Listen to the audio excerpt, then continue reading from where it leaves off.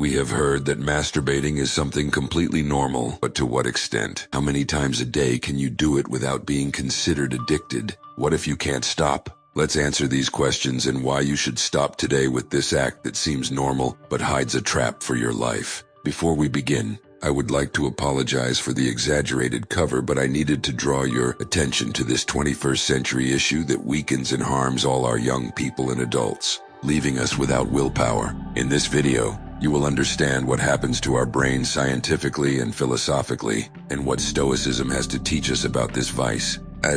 Remember to subscribe to our channel and activate the bell so you don't miss anything. Now let's begin. Current medicine is quite clear in stating that masturbation is completely normal, not only in humans but also evidenced in dogs and other mammals. But this view of normal masturbation was not always so. In the past, masturbating was thought to be immoral, especially in men, because unproductive seed production prevented people from reproducing. In the case of women, it was believed that masturbation could distance them from men by finding pleasure on their own, and without assistance. To this moral burden was added the physical burden, stating that masturbation caused diseases, so it was not advisable to practice it at all. But let's return to the present. What do we know about masturbation, especially for men suffering from insomnia?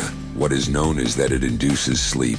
The French Institute of Health and Medical Research concluded that the male brain deactivates sexual desire after orgasm. The cerebral cortex, the area responsible for conscious thought, goes to rest once the man reaches climax. This, in addition to nullifying the desire to continue having sexual relations, facilitates sleep. Therefore, many men fall asleep after sexual activity. But what is the problem? So what is wrong? Well, hidden in one of its benefits is a trap. And if you frequent this channel, you will see what I am talking about. Masturbation releases dopamine in your brain. This hormone is responsible for making us feel better, providing calm, relief from stress reduction, and a sense of reward. This is caused by dopamine and is so pleasurable that some people become addicted. The Diagnostic and Statistical Manual of Mental Disorders incorporated hypersexuality disorder. This classifies excessive masturbation under the category of obsessive-compulsive disorder, another vice that leads to mental and also familial destruction.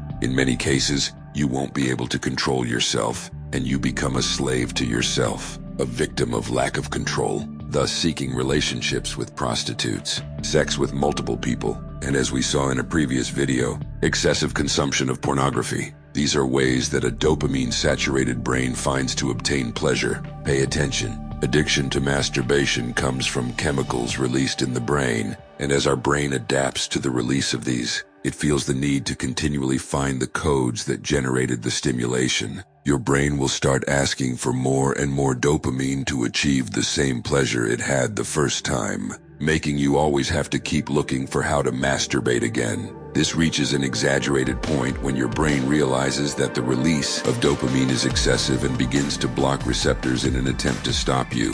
As a result, the person performs the pleasure act, in this case masturbates, but gets nothing, which frustrates them more than they already were. Simply masturbating to satisfy that hunger for pleasure is exactly what a smoker who never stops, someone who eats chocolate until vomiting, or even an alcoholic does. At this point, you must be wondering what Stoicism has to do with this. The Stoics, Seneca, Marcus Aurelius, and Panis of Rhodes, masters of self-control and wisdom, address the view of pleasure and lust from a unique perspective. From the words of Epicurus to the intimate thoughts of Seneca, they explored the depths of human passions, a legacy that still captivates us. For the Stoics, masturbation was not just a quest for carnal satisfaction, but an opportunity to explore the limits of the body and mind. They saw it as an exercise in self-awareness and a path to true freedom. In their philosophy, mastery over worldly passions and pleasures was a conquest that elevated the human spirit.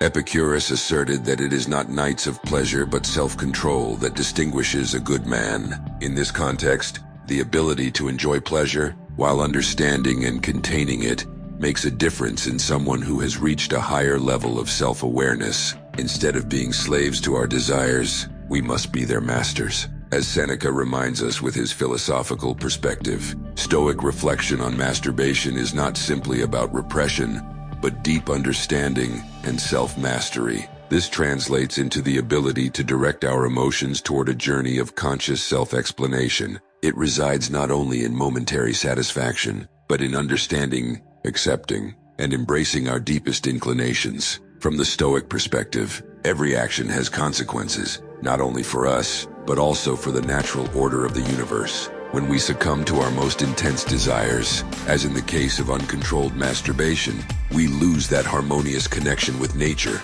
highly valued by the Stoics. We become prisoners of our desires, drifting away from true inner serenity. Compulsive masturbation can trigger an emotional whirlwind within us, where guilt, shame, and dissatisfaction become constant companions. The Stoics teach us to control our intense emotions through introspection and self-regulation. By consciously facing our emotions, we learn to manage them healthily and constructively. However, the Stoics encourage us to find inner peace within ourselves. True satisfaction lies in our self-mastery and our ability to find joy in what is simple and virtuous. Allow me to share a personal inspirational story. I know someone who used to struggle with compulsive masturbation, seeking momentary refuge and pleasure but facing an emotional storm after each act. Immersing themselves in Stoic teachings and practicing self-control and self-regulation, this person underwent a profound transformation. They learned to confront their desires and emotions consciously,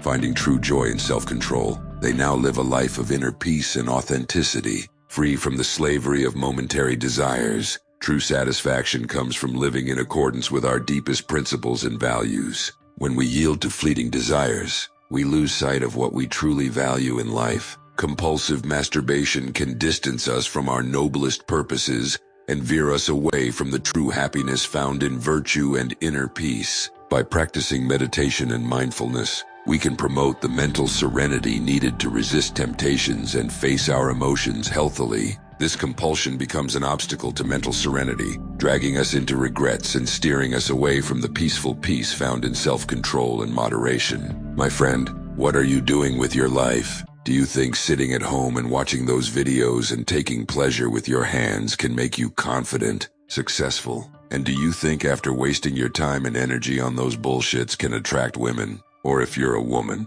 then do you also think you can attract men? No, never. So my friend, think wisely, and I want you to write in the comment that I'm a powerful person. I've control over my mind. I choose to do what motivates me. I choose to do what improves me. Thanks for staying with me. You can like the video and subscribe for more.